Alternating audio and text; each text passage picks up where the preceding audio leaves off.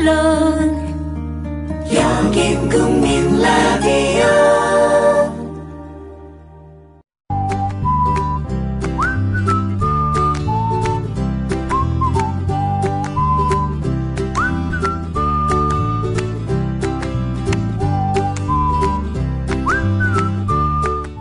영어에 remember라는 단어가 있습니다. R-E-M-E-M-B-E-R. 분리해보면 RE하고 멤버죠. 기억이라는 그런 본래의 뜻과 함께 재조합한다는 뜻도 있는 거 아니겠습니까? 조합이란 일종의 편집이죠.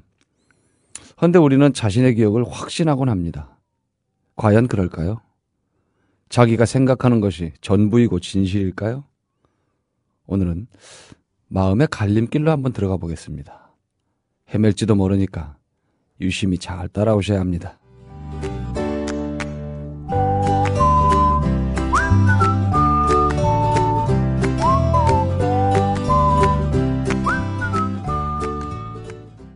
김대리, 우리 회사 대표번호 신청했나? 네, 사장님. 말로고는 1636 말하는 전화에 신청했습니다. 에? 아니, 전화를 말로 걸어? 네, 어려운 번호 대신 1636 누르고 상호명을 말하면 바로 저희 회사로 연결된다고요. 이제는 번호를 알릴 필요도 없어요. 기억하세요. 상호, 브랜드, 명사로 단 하나뿐인 번호의 주인이 될 수 있습니다. 문의는 1636 누르고 말하는 전화라고 말씀하세요. 커피. 이제 아무거나 마시지 말자. 커피를 즐기는 사람들에게 질 좋은 한 잔의 커피는 하나의 권리입니다. 커피를 아는 전문가가 정성을 다한 로스팅으로 만든 제대로 된 커피. 제제 원두커피로 여러분의 권리를 누려보세요. 02-749-1002. 주소창에는 카페제제.co.kr 그리고 검색창에는 카페제제를 검색하세요. 카페제제는 서울 용산구에 위치해 있습니다. 카페제제는 카페가 아닙니다. 커피 전문 인터넷 쇼핑몰입니다. 헷갈리지 마세요. 진짜 안보가 왔다. 짝퉁 안보는 가라. 안 보이는 안보도 가라. 보이는 안보가 왔다. 진짜 사나이도 감동할 2014년 가장 담대한 책. 김종대 정옥식의 진짜 안보. 안보계의 슈퍼스타 김종대 정옥식. 국민을 위협하는 가짜 안보를 해부합니다. 21세기 평화세대가 선택한 최첨단 안보 교양서. 김종대 정옥식의 진짜 안보. 책의 가격은 얼마에 형성되어 있죠? 13,700원. 전국 서점과 온라인 서점에 있습니다. 도서출판 서해문집. 뇌에는 근육이 없습니다. 책은 섹시한 뇌를 위한 체육관. 국민라디오 전영관의 30분 책 읽기. 네, 오랜만에 모셨습니다. 박현경 씨 안녕하세요. 네, 안녕하세요. 예, 이 엄청난 계절을 어찌 지내십니까? 네, 가을이 사라져서 네. 바로 몰입하는 추워요? 겨울입니다. 네. 아, 어떡해. 마음이 허전하네요. 예, 아니 9월이 윤달이니까 네. 저는 올 가을은 굉장히 길겠다 이렇게 생각을 했는데 그래야 되는 거 아니에요 원래? 윤달이 있으면 4월이나 5월에 윤달이 있으면 계속 오래 덥듯이 뭐야? 그런 거를 셀 줄을 몰라서 윤달이었군요. 9월이 윤달이에요. 그래서 그 예식 업계가 올 가을에 아주 엉망진창이 됐어요.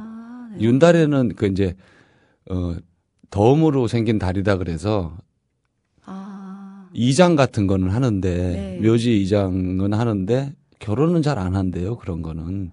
네. 그래서 전국의 모든 예식장이 개점 휴업 상태라고 합니다. 네. 난 왜 이런 쓸데없는 소리를 하지?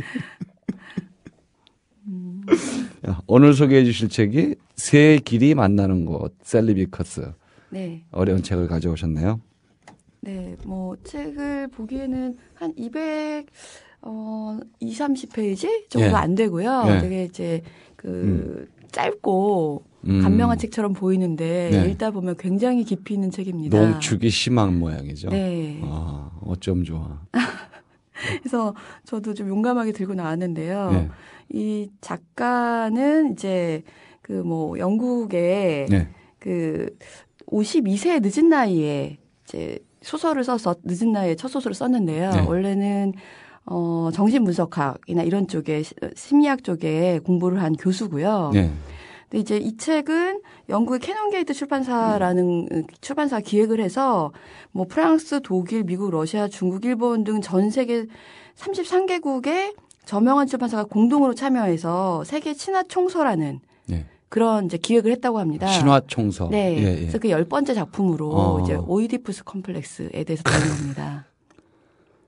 만병통치이고 살이돈이고 아스피린이면서 네. 사실은 별로 쓸모도 없을 수 있는 오이디푸스. 그래서 이 셀리 피커스가 그 네. 영국을 대표하는 작가로 선정이 돼서 과감하게 프로이드에게 이제 도전을 하는 거죠. 저는 글쎄요, 프로이드가 너무 한쪽으로 몰린 사람 같기도 하고 그래서 네. 딱히 이렇게 흡족하진 않아요. 맞기도 하지만 에이 뭐 이렇게까지 네. 너무 극단적으로 그러니까 자기 자신에게 함몰된 건 아닐까. 네. 뭐 그런 생각도 조금 들어요. 프로이드가 엄청난 그 이제 현대 사회에 근대 사회를 이어서 영향을 미쳤지만 현재로서는 많이 비판을 받고 있고 예. 뭐 리비도 정도만 인정받고 있지만 그럼에도 불구하고 이제 현대의 문학이나 철학이나 온갖 이제 뭐 정신분석학을 포함한 심리학 쪽에 큰 네. 영향을 끼쳤죠. 맞습니다. 네. 그 프로이드를 해부 내지는 프로이드에게 프로이드를 새롭게 해석하고 도전하는 네, 책인 도전하는 거죠? 책입니다. 그래서 그 저자가 네. 모 일간지랑 이제 인터뷰한 걸 보니까 그 프로이트가 오이디푸스 신화를 정확하게 읽지 못했다고 생각한 거예요. 그래서 그 오이디푸스 입장에서만 뭐 친부 사례, 그다음에 근친상간 뭐 네. 이런 것만 이제 집중을 했는데 이미 오이디푸스가 왕비를 만났을 때는 그러니까 어머니이자 이제 부인이 됐잖아요. 네. 만났을 때 성인이었다는 거죠. 아이가 아니라. 그래서 그런 이제 오이디푸스 컴플렉스라기보다 그 부모한테 좀 더 집중을 한 거예요. 그 왕비의 입장은 뭐였을까? 프로이트는 여성을 조금 이제 폄하하는 입장도 있고 좀 그런 게 있어요. 예, 간과를 했는데 네. 그 어머니는 어떤 입장이었을까? 과연 알았을까 몰랐을까? 자기 아들인지 아니었는지 몰랐겠죠. 몰랐을까요? 예, 몰랐을 것 같아요. 설마. 아무리 뭐 이제 사촌 간에는 결혼도 하고 뭐 남매지 간에 뭐 그런 여러 가지가 있지만 엄마하고는 영화도 그런 게 있었죠. 그을린 운명이었나요? 그을린 뭐 해가지고 아들이 이렇게 엄마한테 지금 말하는 일종의 이 오이디푸스 컴플렉스를 거의 그냥 막 구현해 놓다시피 한. 네, 이제 이게 네. 고전이잖아요. 이제 네. 신화 고전인데 네. 이게 계속 변주되고 끊임없이 되풀이되면서 연극이든 영화에 이제 그렇죠. 예, 들어가는데 이제 이 저자는 용감하게 그 오이디푸스랑 직접 만나서 그러니까 자기의 분신 같은 존재를 테이레시아스라는 이제 그 장님 예언가로 예. 자기를 분해서 대담을 나누게 됩니다. 뭐라 그럴까요? 네. 그 오이디푸스를 읽으면서 이제 셀리 비커스가 네. 나름대로 그러니까 여자의 입장에서 어쩌면 좀 기분 나쁜 게 많이 있었을 수도 있어요. 불쾌할 수도 있고. 네. 지금 그 뭐 흥경 씨 말씀하셨듯이 여성을 조금 폄하하거나 매도하는 듯한 그런 뉘앙스가 많이 이제 프로이트한테 있는데 네. 그게 또 기분 나쁘지 않았을까요? 네, 페미니스트들한테 엄청 공격을 받았죠. 네. 프로이트가. 근데 그런 입장이라기보다 이제 앞에 책의 서문 비슷하게 앞에를 보면 짧게 뭐 이렇게 하잖아요. 근데 내 절친한 친구 누구에게와 함께 그리고 처음으로 나를 델포이에 데려간 스피로스 하르브리스를 추억하며라고 이제 남겼는데요.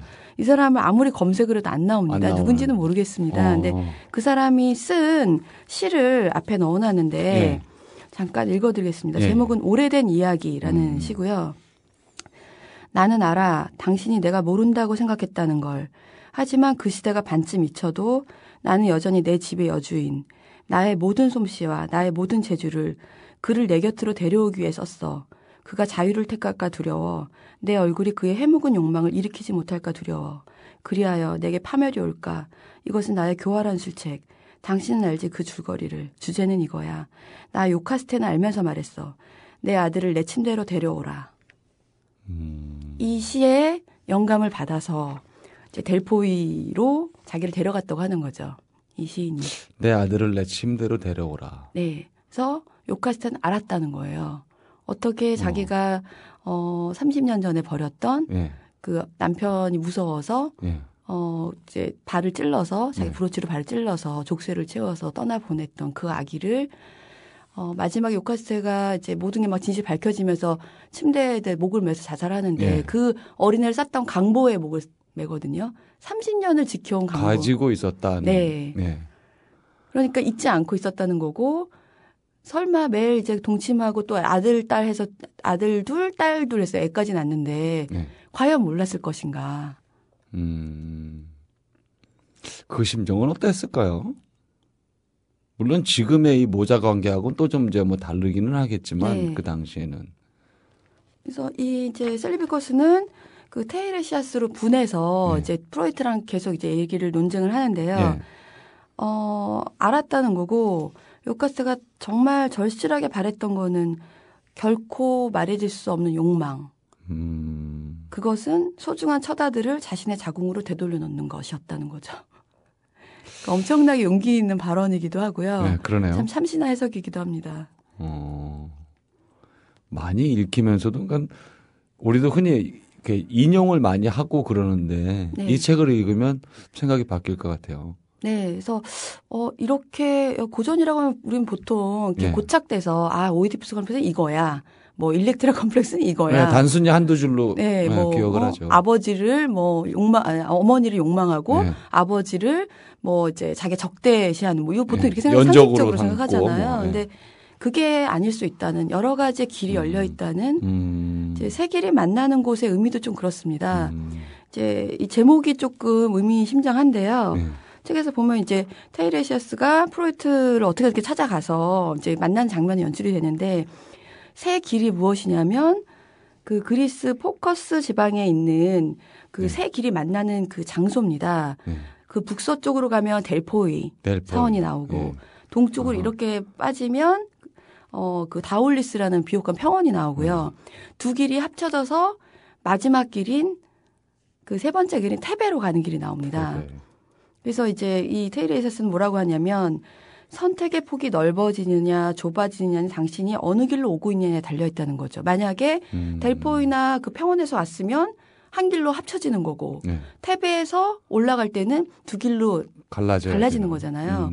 그거는 자기가 어느 길에 있는 거 갈라지는 길이냐 합쳐지는 길이냐는 인간이 어디에 있느냐만 중요한 거지 신의 입장에서 봤을 때는 모든 길은 같고 모든 길은 결국 누군가에 의해서 결국은 지나가게 되는 것이고 그것은 시간 문제라는 또 이제 굉장히 철학적인 문제로. 신의 입장에서 보면 모든 길은 같다. 그렇죠.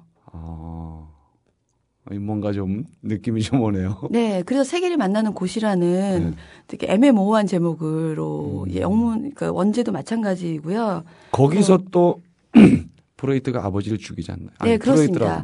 프로이트라구나. 그 장소입니다. 네. 그 장소에서 아버지 라이오스 왕인지 네. 모르고 마차에 타고 있는 라이오스 왕을 이제 죽이는데 그 장소가 세계를 만나는 곳이 거기서 운명이 우연과 운명이 합쳐지면서 여러 가지로 갈라지게 되는 거죠. 현경 씨는 그런 새 길이 어디 있나요? 마음속에? 너무 갑자기 당황스러운 질문하셔서 저는 매일매일이 선택의 시간, 결전의 시간이고 선택의 시간이어서 그런 거 같네요.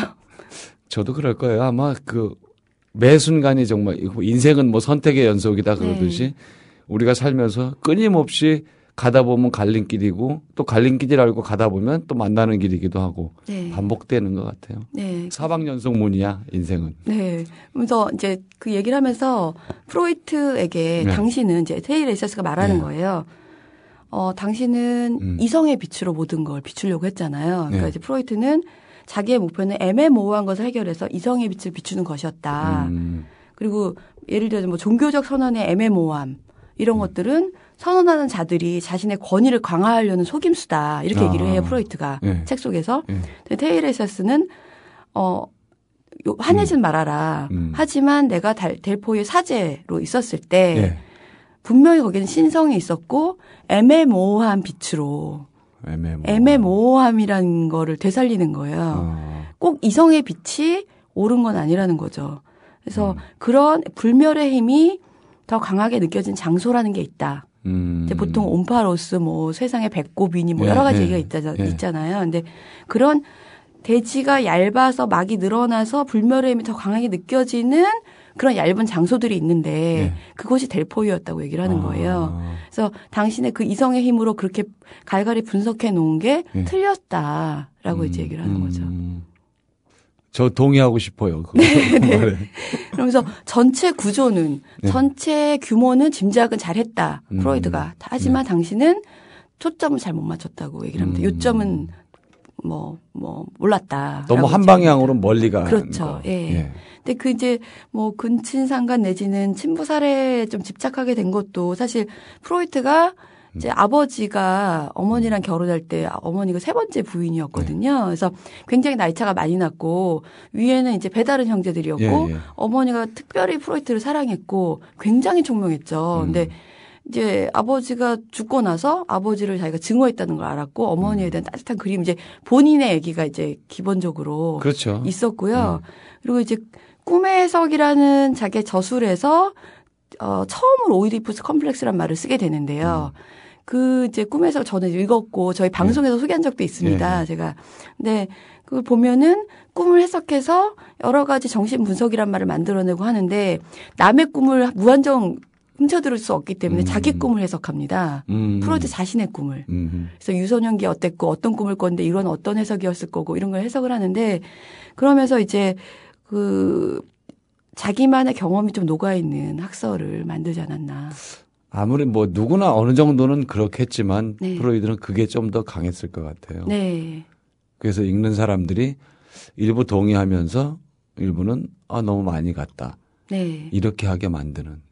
그래서 뭐 후에 뭐 신프로이드 학파라든지 뭐 그 나중에 이제 학설들 이제 뭐 보면 북의 그 가부장적 북의 사회가 굉장히 강화된 사회에서는 오이디푸스 컴플렉스 같은 게 드러날 때도 있는데 대부분은 그렇지 않고 모계 사회나 평등한 사회는 그런 게 별로 없다는 거죠.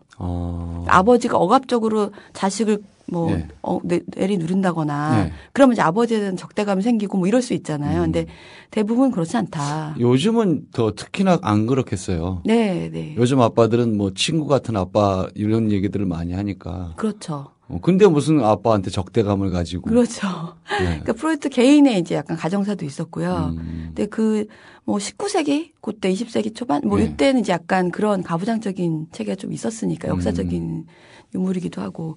그래서 그럼에도 불구하고 프로이드는 엄청난 저한테 정신적인 그 지평을 넓혀준 사람이잖아요. 그렇죠. 그래서 이 셀리피커스가 소설의 힘을 빌었지만 이렇게 용감하게 지금 제가 말씀드린 것 이외에도 여러 가지를 이제 접점해서 빛나는 대결을 벌이거든요. 그래서 굉장히 의미 있게 읽었고 짧은 이제 뭐 몇 페이지 안 돼, 200페이지 조금 넘는 책이지만 읽으시는 분들에 따라서 깊은 감명을 받으시거나 약간 뭐 추리 느낌이 들 수도 있고요. 마지막에 폭발하는 듯한 느낌의 어떤 오이디푸스가 아버지를 죽였고 어머니랑 결혼했다는 그게 드러나는 장면. 그 장면까지 몰입해가는 과정이 굉장히 밀도 있게 진행이 됩니다. 또 구미가 당기게 만드시네. 네, 재밌습니다. 야, 근데 진짜 얇은 책들이 그렇게 뭐 다 그렇진 않지만 조금 얇다 싶은 책, 조금 작다 싶은 책들이 잘 안 넘어가요. 의외로 또 페이지가. 네. 그냥 이 좀 두툼한 일반 소설들은 외래 장편 소설은 쉽게 이렇게 쭉 볼 수도 있는데 그런 것도 안 넘어가요. 크기로 봐서는 핸드백에 넣어 갖고 다니면서 한 페이지씩 읽어도 괜찮을 것 같아요. 예, 그리고 필사를 해볼까 이런 생각도 들더라고요. 왜냐하면 너무나 이렇게 철학적인 저희 평소에 요즘에 철학적인 책을 읽기에는 너무 보통 다 두껍고 불편해요. 지식도 짧고 뭐 언어들도 굉장히 어렵잖아요. 근데 소설이기 때문에 그냥 철학적인 어떤 명제를 주지만 철학적 용어를 쓰지 않거든요. 그리고 여러 가지 신화를 다 끌어와서 얘기하기 때문에 좀 정신회복이 좀 늘어나는 책이고 그리고 감히 고전에 도전할 수 있구나 이런 용감무sam함을 좀 보여주는. 저는 그런 이제 물론 제가 이제 좀 이렇게 이 배움이 짧아서 그렇겠지만 철학책 그런 걸 이렇게 보면 내가 이걸 왜 알아야 할까 이런 생각이 들어요. 네. 내가 이 용어나 이 개념을 내가 왜 알아야 되지? 이걸 안다고 해서 내가 가진 고민이 해결되지 않는데 네. 이걸 내가 왜 알아야 할까? 솔직히 그런 생각이 들어요. 네, 뭐 이 책을 준비하면서 뭐 이제 네. 그 프로이트가 뭐 이드, 네. 에고, 뭐 슈퍼에고 이런 얘기를 이제 막 했다고 네. 했어요. 자아, 초자아 뭐 네. 이런 건데요. 실제로 어떤 사람이 비판해 놓은 거 보니까 네. 실제 처음에 이거를 학설을 얘기했던 네. 프로이드는 굉장히 쉬운 말로 썼다는 거죠. 그냥 it이라고 그것 네. 뭐 이런 식으로 했는데 그거를 철학자들이 어렵게 바꿔서 이드, 에고 뭐 이렇게 바꿔놨다는 거죠. 그러니까 우리 일반인들이 알기 힘든 그 전문 용어 같은 용어로 만들어놨다는 거죠. 말이 많이 어려워요. 네. 좌우지간. 별로 이렇게 그거를 계속 보던 사람들은 매력을 느낄지 몰라도 저처럼 그런 걸 이렇게 많이 안 본 사람들은 네. 부담스럽거든요, 사실. 네. 저는 프로이트를 워낙 좋아해서 이제 그 전집으로 뭐 20권 뭐 이렇게 나와 있거든요. 프로이트 전집이. 예, 그래서 예. 거의 대부분을 다 이제 읽었었어요. 그래서 뭐 꿈에서도 당연히 읽었고 이제 다 읽었는데 제가 이제 그 읽었던 이유는 너무 문장이 유려하고 네.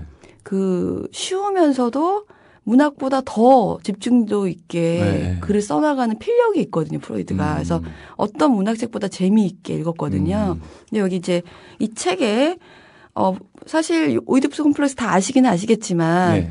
꿈의 해석에서 프로이트가 어떻게 썼는지는 안 읽어보신 분들이 많으실 네. 것 같아요. 그럼 소개를 한번 해주시죠. 네, 이 앞에 꿈의 해석에서 프로이트가 오이디푸스 컴플렉스를 처음 언급하는 부분이 있습니다. 네. 그 부분을 좀 읽어주시겠어요? 좀 제가 읽는 것보다는. 아니 읽어주셔야지 왜 또 네네. 저한테 그런 어려운 걸 시키십니까? 제가 떠듬거리면서 읽으니까 한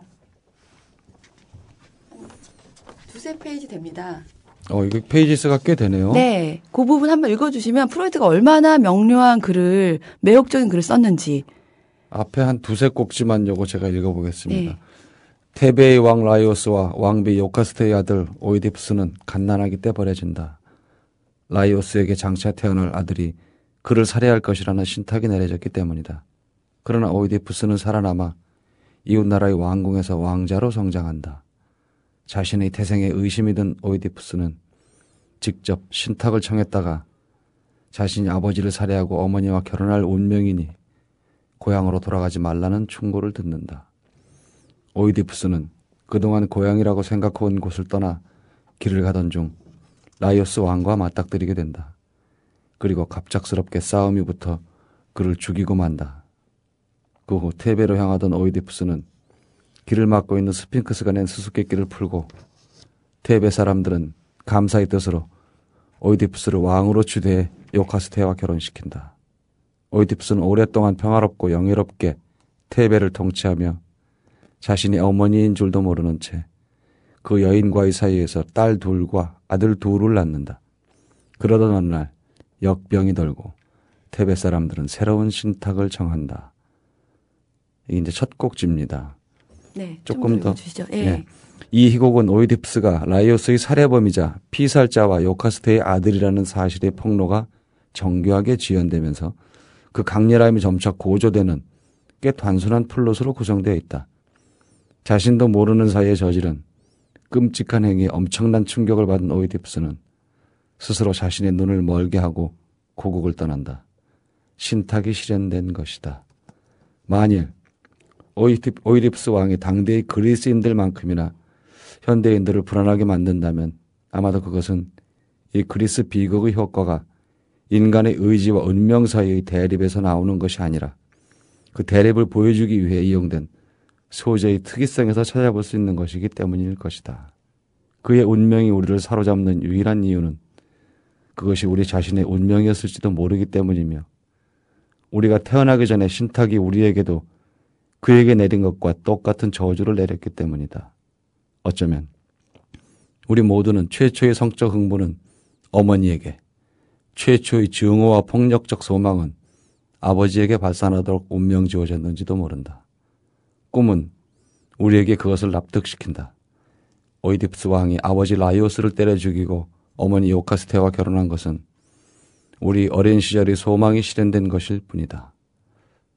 극작가는 오이디푸스의 수사 과정에서 오이디푸스의 죄를 폭로하며 우리가 우리의 내면, 비록 억압되어 있기는 하지만 똑같은 충동이 여전히 존재하는 내면을 인정할 수밖에 없게 만든다.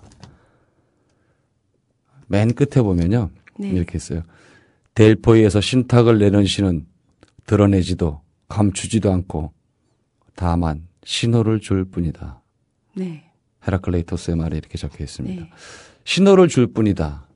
해석은 우리 몫이라 그러면 다양한 해석도 용납되고 용서된다고 봐야 되나요? 네, 그렇습니다. 일단 꿈의 해석을 다 좀 길지만 읽어주셨는데 어떠신가요? 굉장히 재밌지 않나요? 네. 일단 줄거리를 굉장히 간명하게 보여주면서 거기에 대한 해석을 달았는데 이제 그 부분이 바로 오이디푸스 컴플렉스를 지금 궁금한 게 하나 생겼어요. 네. 그 오이디푸스가 태어났을 때 그 브로치로 이렇게 발을 찔러서 네. 떠나보냈다고 했는데 네. 그 브로치를 계속 가지고 있다가 네, 가슴에 청동 브로치를 계속 달고 있다가 오이디푸스가 자기의 눈을 찔른 그 브로치가 브로치입니다. 그거겠죠. 네, 그 브로치입니다. 이거 참. 그 요카스테가 아들이 몰랐을 리가 없다는 거죠. 그러네요. 그렇게 꿈에 그리던 사람이었는데 네. 그 아들이 돌아왔을 때 네. 몰랐을까요, 과연? 그럼 다른 방법을 쓸 수도 있었을 텐데 달리 그러니까 같이 산 뭐라 그럴까요? 결혼이 아닌 네. 다른 방법으로 아들과 나머지 뭐 여생을 보낼 수 있었을 텐데. 네, 아들은 이제 코린토스라는 곳으로 네. 이렇게 죽은 줄 알고 이제 보냈죠. 네. 보냈는데 목자가 어떻게 구해서 네. 다른 나라 왕한테 보내줬고 네. 거기서 양자로 켰는데 얘는 이제 거기가 친아들인 줄 알고 큰 거죠. 그렇죠. 근데 어떻게 신탁을 또 받고 너는 너의 아버지를 죽이고 어머니와 결혼할 것이다라는 신탁을 받고 두려워서 코린토스의 아버지가 자기 친부인 줄 알고 네. 두려워서 코린토스를 떠나거든요. 그러면서 오다가 어떻게 그 세길이 만나는 그 곳에서 라이오스를 죽이고 그리고 테베로 왔는데 스핑크스가 그 지역을 굉장히 이제 못 살게 보고 있었는데 스핑크스가 내 문제를 맞추죠. 네. 그러면서 영웅으로 등극하면서 왔더니 이미 왕은 없고 거기에 이제 부인이죠. 요카스테가 있고 둘이 결혼을 하게 되는 겁니다. 그러니까 처음에 딱 돌아왔을 때 알았겠죠. 요카스테는. 슬픈 얘기입니다. 네. 이거 정말. 네. 제가 요카스테였다면 아무튼 다른 방법을 찾았을 텐데 이 모든 게 신의 각본이라고 생각을 할 수밖에 없어요. 네. 우리는 도저히 풀 수 없는 뭐라 그럴까요? 미지순 3개인데 내가 가진 방정식은 2개밖에 없는 네. 영원히 풀 수 없는 숙제 아닐까 싶기도 합니다. 어려운 책인데 너무 재미있습니다. 오늘, 네, 전반부 설명을 아주 뭐 역시 박혜경 씨가 나오니까 방송이 좀 탄력적이 돼요. 네. 다음 시간 더 재밌는 얘기를 드리겠습니다. 예, 오늘 고맙습니다. 네, 감사합니다. 네. 네. 인간처럼 복잡한 존재가 있을까요? 한순간도 고요하지 않아서 불안이나 재미를 느낍니다. 입으로는 고독을 찬양하지만 마음은 이미 무너진 상태인 경우가 많습니다. 온갖 컴플렉스로 주렁주렁 매달고 있죠. 욕망도 거미줄보다 정교하고 촘촘합니다. 이러니 인간이 어떻게 평화와 안식을 구하겠습니까? 신을 찾으면 된다고요? 그런 경우도 있겠습니다만 저처럼 무신론자인 사람은 불가능한 일입니다. 그냥 흔들리라고 말씀드리겠습니다. 고통이나 욕망이 사라지게 할 수는 없으니까 차라리 그 무상한 것들을 바라보는 방법을 터득하는 겁니다. 휘둘리는 것과 바라보는 것은 다르죠. 없앨 수 없으니까 한 걸음 물러서면 좀 덜 힘들지 않을까요? 저는 그렇게 생각합니다. 인간인 이상 욕망이 없을 수 없고 죽는 순간까지 기억이나 후회에 시달리게 마련이니까요. 그럼 어떻게 한 걸음 물러나느냐고 물으실 겁니까? 제 방식을 말씀드리자면 그 욕망이나 미움의 근원을 찾아내는 겁니다. 자신은 알고 있거든요. 근원만 찾으면 절반은 해결한 것과 같습니다. 겸허히 자신을 들여다보면 답이 보일 때가 있다. 이런 말씀드리면서 오늘 순서 마치겠습니다. 지금까지 30분 책 읽기 전영관이었습니다.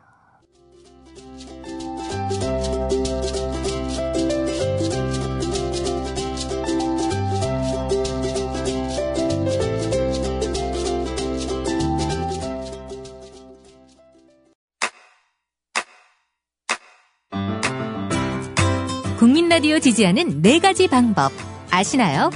다운로드하기, 별점 주기, 댓글 달기, 구독하기. 국민라디오를 보다 많은 이들에게 전할 수 있는 가장 손쉬운 방법. 다운로드하기, 별점 주기, 댓글 달기, 구독하기. 잊지 마세요. 다운로드하기, 별점 주기, 댓글 달기, 구독하기.